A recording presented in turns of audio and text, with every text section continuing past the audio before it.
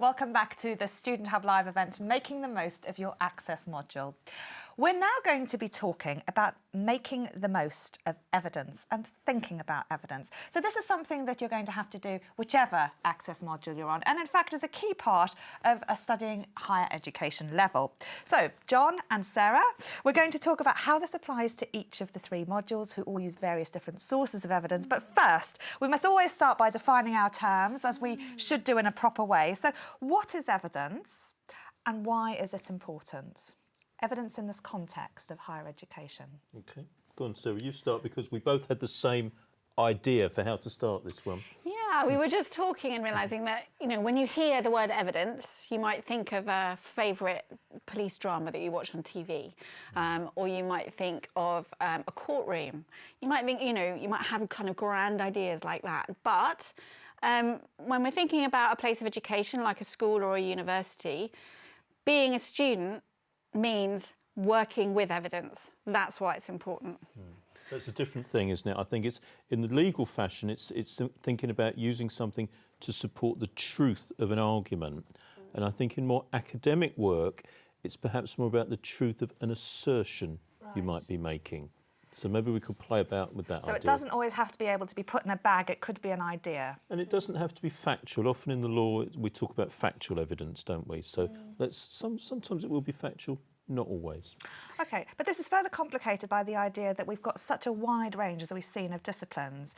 And so many people will think that different things count as evidence. Which is true, and what we're helping students do in these modules is approach evidence in a range of different ways, and that evidence itself can be a range of different things.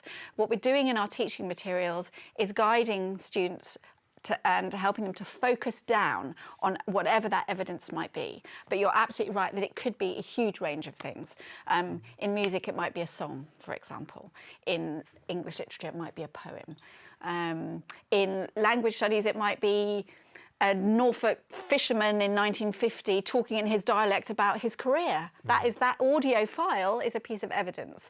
And what you're learning as a student on Access is how to interrogate that evidence, what to ask about it, how to think about it, how to describe it. That's what we're asking students to do. Well, we've asked everyone at home, when you think of the word evidence, what's the first thing you think of? And rather unhelpfully, we've given you three options for that. So it could be one or three things that you think of. If you can only think of one, you can just put the full stop in. So if you have a go at filling in that word cloud, that would be great. And then, and this is anonymous, we won't track you down if you say false, but the other question we'd like is, I totally get the importance of using evidence to back up the points I've made. So ideally, we'd like to see a lot of people saying that that's true, that you do get that idea, that it's important to back up the points you make. But as I say, these are anonymous, so don't worry.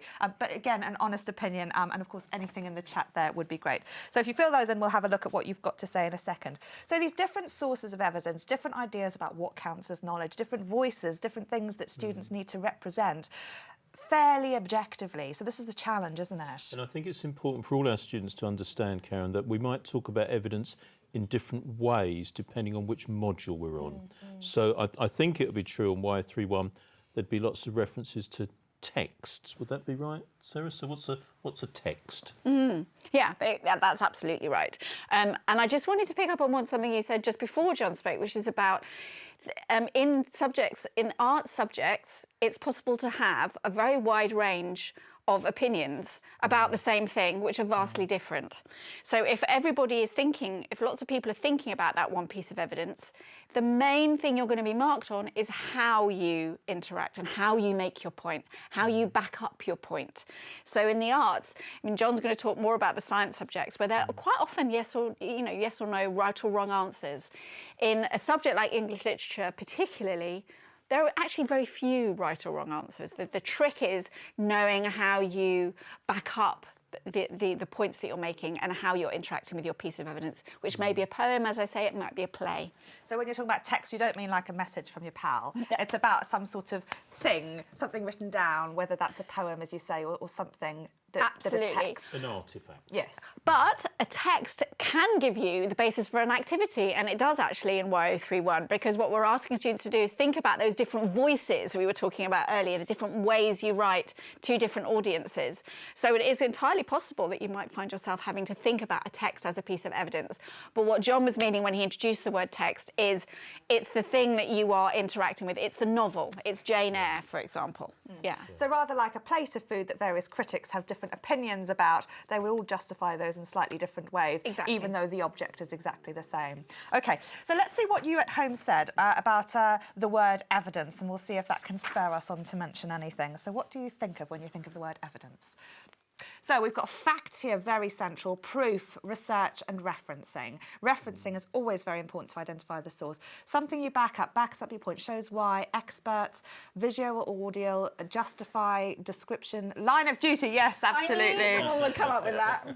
The Law, my favourite programme, reference, other programmes are available, further education, incontrovertibility, hard facts, lots of things changing here, going up and down all the time. But the key thing that's sort of come across here is that these can be used to back something up, that there's some element of proof. But as we said, some of these things are subjective. They might be a theory, they might be an idea, but equally, John, they count as evidence. They do count as evidence, and I think it's an interesting continuum from on the one extreme in the arts, I hope Sarah agrees with me, in a sense, the questions to which there are right or wrong answers are the really boring questions. You know, you could get given a sonnet and count the number of lines and say, yes, that's a 14-line sonnet. Great, who cares? Yeah. Okay. Much more interesting is the writer's technique in constructing that and the impact it has on you. And I know on Y031, the study diamond is used, isn't it, to kind of interpret that. Shall we take a look at the various modules and perhaps an example? Because the study diamond, I think, is a really useful one.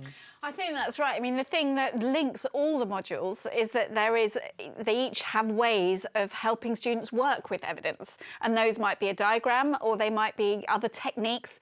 But the study diamond is one really good example. Shall we show the students who are not familiar with Y031? Yes, please. Briefly what that looks like, John, if you can find a need to shuffle my pre-prepared one. papers. But Sarah, while John's finding that example here that we can show people at home. So this is an example of the study diamond. And we can see here that there's effects, techniques, contexts and meaning. So there are 4 points on this diamond. Sarah, do you want to explain briefly how it works? Yeah, so this is a diagram which students are encouraged to use in the first instance when they're thinking about poetry. And it's a way of helping students feel confident about thinking about a poem. Because poetry can feel different, it can feel new, it can feel difficult, it can feel a challenge, but this is quite a useful aide-memoire and a guide to working with that piece of evidence, which is our poem. So the first thing that we suggest students do is think about the effect. As you're reading this poem, what do you think about? Does it make you feel happy? Does it seem to be about sort of darker, more sort of sadder subject matter? Then we suggest students then talk about the techniques that might have created that effect. So does it rhyme? Is it a regular rhythm? Does it feel like a march? Does it feel like a song? Or is it different? So the techniques are one really good way of kind of narrowing down on what it is this poem is doing. Then we suggest that students ask questions about the context. Who wrote it? When was it written? You know, was it written, as in the case of some of the sonnets we look at, during the First World War? That gives us lots of historical information we can bring to bear. And finally, we suggest students use all of that and think about what it might mean as a result. So is this poem anti-war? Is it saying that there was wasted lives? Is that one of the things it's doing? So we're asking students, rather than go straight to meaning, and say, come up with a judgment that's not based on any evidence, we say, look at the technique, because the technique is a bit of evidence. Look at the context, because that's a bit of evidence. All helping you deal with the first primary bit of evidence, which is the poem. So the study diamond was designed for a previous module, I believe, and it's been kind of reborn in Y031, and I think it's incredibly useful at helping students feel that they're in a safe environment as they're dealing with a new text. One important thing to say about Y031 is that history has a slightly different view of the way it deals with evidence, and there are only 2 points of the study diamond that are particularly important for history. One of those is context and one of those is meaning. So historians, when they think about evidence, and we have a really lovely video early in Y031 about what history is and what makes a historian. What historians think about is sources. So they have primary sources, which were produced at the time that an event happened, and they've got secondary sources, which are effectively people thinking or talking about it later. So if you're talking about the Chartists, a newspaper report from a day of a Chartist march, that is primary evidence, and historians love primary evidence, primary sources rather, I should call them, because that's the language of the module, primary sources. And then secondary sources might be a historian in 2019 writing about the Chartists, also really important, but a different source, a different way of working with evidence. OK, excellent. Right, so only 4% of you at home have fessed up to saying that you don't get the point of using evidence to back up the points you've made. And if that's you, you might want to ask a question and we'll try and convince you why it is a good idea to, apart from the fact that you get lots more marks for doing so. But George in HJ, how's everyone at home? Well, the study diamond brought up a lot of love. Juliet says, oh, the study diamond. Jade says, our good old friend. Rebecca says, all hail the study diamond, which is very exciting. Shakespearean again. Yes, Peter says it's very important. But my favourite one is Debbie, who says her friend came up with a way to help her remember the points on the study diamond because she was having trouble. And it's every time chocolate melts. Effects, techniques, context, meaning. Very good. There you go. Very We've been good. having a good discussion about evidence as well, so we're continuing on that frame. A lot of people, Martin and Annabelle, want something tangible. They think it has to be something that you can see and you can show other people as well. They think that counts as evidence. Peter Liggins considers evidence as fact, and Juliet, when she's talking about using evidence, she says she has a little trouble with finding the right places to put it in her assignment. So maybe we could get a bit of advice on that. Well, I wonder if we ought to move on to Y032 then. Well, absolutely. Because there's a fascinating study skill, I think, that's approached in Y032, which has the brilliant acronym P. Yes. Now, do you want? And I'm going to show up my P card now. Perhaps you want to just tell us about P, I Karen. certainly will. Now, rather like Sarah's study diamond, this is another sort of way of breaking stuff down to take a look at evaluating different components of a paragraph in this case. And we've got the point, evidence and explanation. And of course, the idea with this is that the points can be backed up by evidence and explanation, but the order can change of those. But the whole point of this, John, is that fundamentally there needs to be some evidence of some sort within any sort of paragraph. And we focus very much on Y032, on the idea of academic writing. But of course, in the social sciences, business, law, health, there are so many different perspectives and voices on things. And some things might be a case study of someone with heart disease, something might be a theory. So we've got all these different sources of evidence that some might be very, very nebulous. But the whole thing that we try to do is show why that particular viewpoint or that particular piece of evidence is going to support what we're trying to say. So it's this whole challenge that we face within predominantly the social sciences, but also business and law, about how we contextualise that in terms of addressing a question and trying to drive some sort of argument.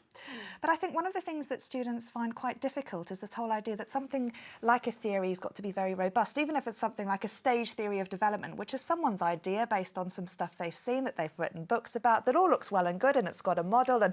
But that's a piece of evidence, that's somebody's viewpoint.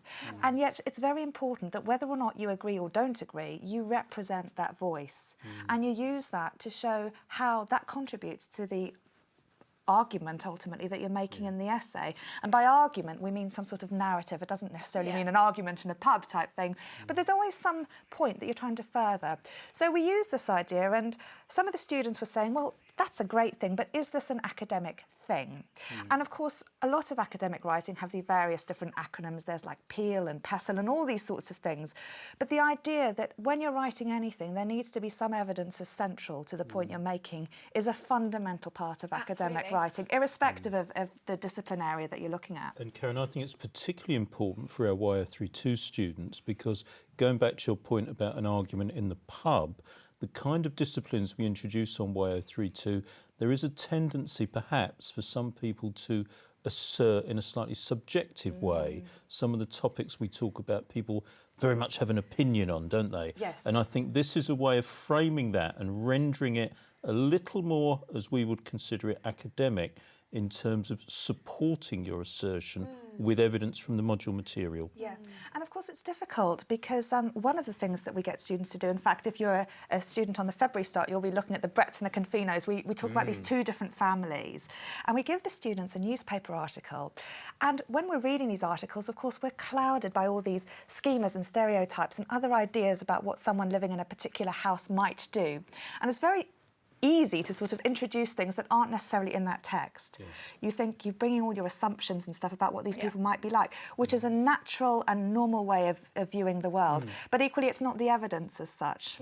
Okay. And I think I also want to tear us around to give a big shout out to our YO33 students, Yes. because what we obviously have in science, technology and maths is a much more kind of scientific approach, which would be characterised, and I'm sure there'll be students out there who know what I'm talking about when I mention the potato experiment, or the yeast experiment, or the lasagna bridge experiment. Now, everyone's going to be thinking, I'm missing out on this. Yeah, well, Briefly, what sorts of things you do really the are. students Well, do? we did a delightful thing with all our tutors at a recent staff development session, in which we got all of them, not just our STEM tutors, to do the lasagna bridge experiment, and I have to say they behaved appallingly. They did. And they broke lots of glasses, because it's essentially a kind of, in scientific method you have a hypothesis.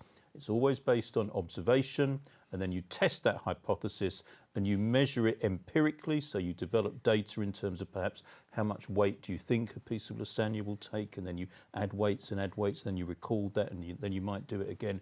So it's a very particular take in the sciences to often prove or to refute a theory. And I think the lovely thing on YO33 is students can be engaging with evidence in a very, very scientific way right from the start of the module.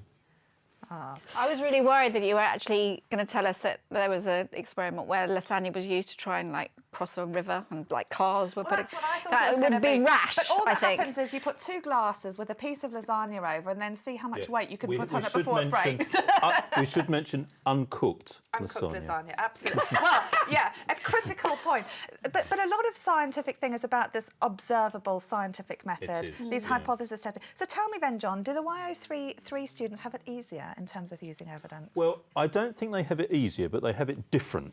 And I think there will be, obviously in the sciences, there will be a reliance on quantitative evidence. So in other words, there'll be a lot of measurements taken, or timings taken, and graphs produced and things like that.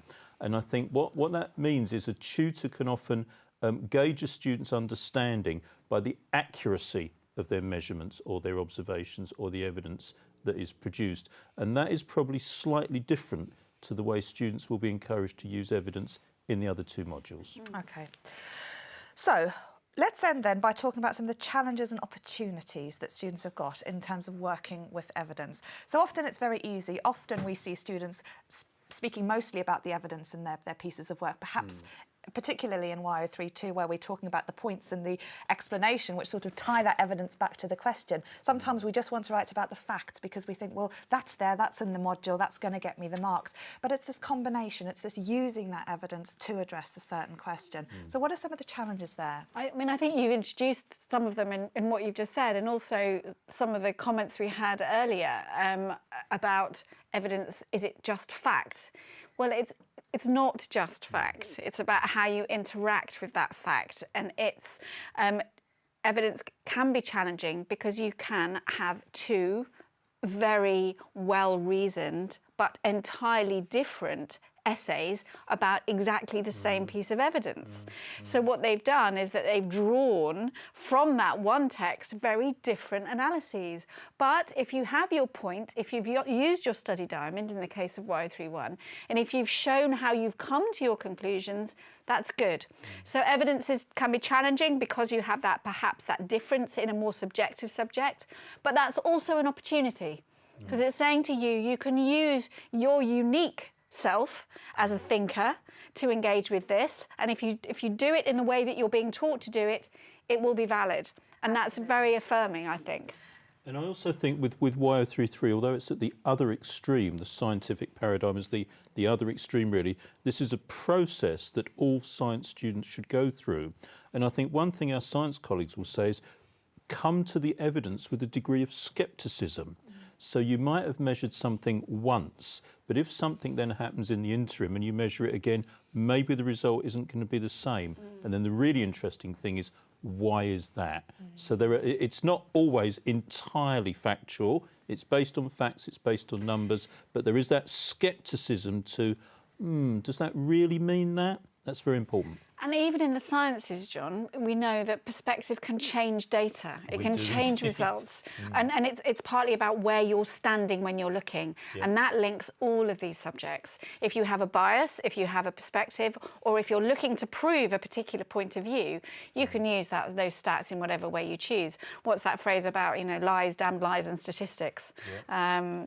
And these are such lively debates, aren't there? Because we have climate change. Yes. We have people still arguing that the Earth is flat. We have, did the moon landings really take place? So this is really important stuff in society, and it's very, evidence very important. Absolutely. And I think from a YO32 perspective, we've got some lovely broad questions, and students are often saying, what shall I write about? Yeah. And as you've said, Sarah, it's a case of it doesn't necessarily matter what you write about, it's how you use that evidence and how convincing that narrative is that all pulls together. Because in some of our workshops, we've been talking about, various things that you can prove, like flat Earth, etc., like the Loch Ness Monster. There's plenty of evidence there that you can use, and you could create an essay that asserts something that perhaps there are other viewpoints about. So it's again about using that evidence within that context. And it's the weight you give to certain pieces of evidence as well. So some piece of evidence will be very strong in support of your argument, others perhaps less so. Yeah, excellent. Sarah, John, thank you so much. Before we go, let me just quickly check in with everybody at home. Well, we've got some fond memories of the potato experiment in the chat. Rebecca's given quite a good explanation about it was an experiment to find out the water content of potatoes, and I know one of my friends did it, and at first it didn't go well, but that's science, isn't it? We keep trying. But Rebecca used sweet potato for her experiment, and she said she was lucky she got to eat the results after with cracked black pepper and olive oil. So that's got us thinking about lunch already. Very nice. And a lower glycemic index. I just wanted to say that under the context of, there's a lot of love for the PE. Leslie, Stacey, Nicola, Zoe, Donna, stops inserting assumptions, keep me on track, stop me waffling. But there was some talk about evidence in the context of social media and fake news. And I just wanted to do a super quick plug for students on the October Start presentation. That next week is option week 3, which is the student choice option, which is social media. So we'll be looking at the concept of the role that plays in terms of providing evidence for various different topics next week. And specifically fake news. Specifically, yes. Oh, there's so much to do. I don't know how everyone's going to get their TMAs done or their EMTMAs done. Brilliant. OK. Well, that's been great. And I'm so glad that you guys are all talking at home. There sounds like some brilliant discussions going on. The chat room's going to stay open, but we're going to play a replay while we grab a quick snack in 22 minutes and 23 seconds to be precise. We'll be back live in the studio, but we're going to play a replay from one of our other colleagues, who's David Healy, and he's going to be talking about the importance of working with your tutor, which is a key thing that we'd like you to think about during this section. But the chat room will be open still. Please keep talking to each other. Then we're going to come back and talk specifically about YO33, and we've got plenty more planned for you this afternoon. So grab a snack, talk to each other, save all your questions up, and we'll try and answer them after the break, and we'll see you back shortly after.